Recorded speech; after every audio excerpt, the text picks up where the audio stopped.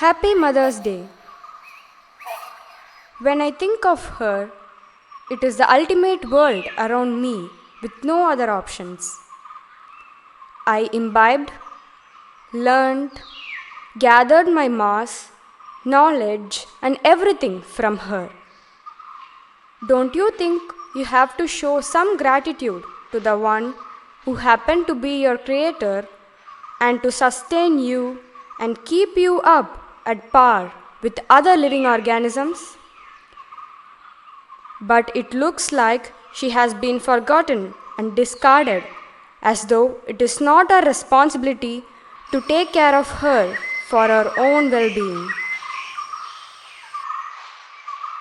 It's time to remember her at least today, this special day of celebration, the Mother's Day. She has always been with us from the day of birth and nurtures as we grow and fulfill all our needs for survival. She is none other than our Mother Earth. Everything needed for the survival of any living being, irrespective of humans, has been provided by her with no partiality. Just think a while. What did she not give us to lead a happy life? All vital elements for the life to exist, like air in its pure form, water in its pristine condition, soil enriched with nutrients, rains to refresh us and our cultivation, an amazing climate to live on, are bestowed on us with utmost generosity. We have given a perfect brain with ultimate reasoning power. You know why? To live harmoniously with other living beings without causing damage to the place where he is living, at the same time moderately utilizing the earth for our own survival in the best possible way. God knows how our brains got corrupted and started bossing the creations of earth itself by way of nasty and untoward activities. The more we think scientifically, the underlying reaction turns to be negative. But outwardly, we praise our own advancements just because of some immediate advantages we make out of it, without looking at the long-term reactions which will follow it. Plastic is one of the best examples to mention now.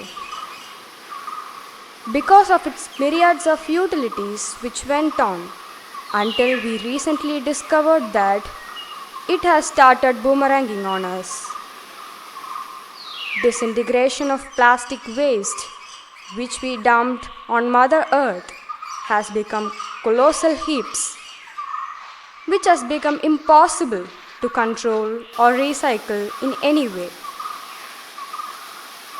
In many aspects, if you see, the plastic disintegration has reached to the microscopic levels to choke many of the sea living organisms and in turn eliminating them from the face of earth.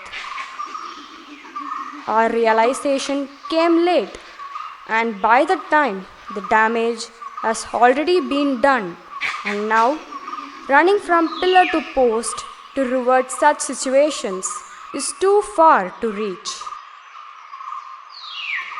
The reactions to such extreme brainless acts, as I would say, has already awakened the sleeping giant, and its retaliation has already started. And that is what we are seeing today. No doubt, our greed to plunder the earth cannot be an endless process at this speed, and it is certain that beyond the balancing point, nature will turn back. The overexploitation of resources like oil, timber, air, water, metals cannot replenish them unless we judiciously utilize them. What we are giving out in the name of industrial effluents, air pollution, and so on is getting converted into smogs, poisoned air, and acid rains, which are bombarded back to us in a lethal form, which can cause catastrophic damage to any living organism. Individuals may be benefited then and there by these activities, but on a long run, nature plants the collective output into a cocktail of contamination pumped back to earth and to the living organisms, including human beings. It shows no partiality in sharing its accumulation, however good or bad. Until recently, we have been enjoying the earth's positive energy and nearly endless and pristine resources to keep our life happy and smooth. One thing is certain: human beings cannot exist without the presence of other living organisms, especially flora and fauna. Just like our requirements, all other life forms need air and water for their very existence. Without water, plants cannot do their process which they have been designated for. When this ceases to exist, our life is in question. As far as we know, Mother Earth is the only planet where life and water exists in a harmonious way. Plants are the main source of food for us. In order to survive and proliferate, they need an interface of animals which assists them in their propagation. Insects, especially bees, though tiny and insignificant, is the main component which makes us survive in this world of plenty. Our extensive use of chemicals has already started showing the extermination of bees in some places. To control pests like the swarming locust, we have developed a cocktail of pest killers, which not only eliminated the pests but also the pollinating agents too. A recent development in Africa is an immediate example for that. Many of the vegetable growers in this region started noticing zero production in their cultivation, which pointed towards the absence of bees in their garden. There was no other option for them other than to take bees' job into their hands and to do hand pollination. This was an Herculean task, what the bees were doing as normal process with ease. It is like a seesaw. When we do something good to save us, it will hit us from the back with an equal severity. Modifying environment by cutting trees in a large scale is causing a direct impact on the production of oxygen, for which nature has no oximeters to show us. At a breaking point, we will have to find artificial means or face the consequences.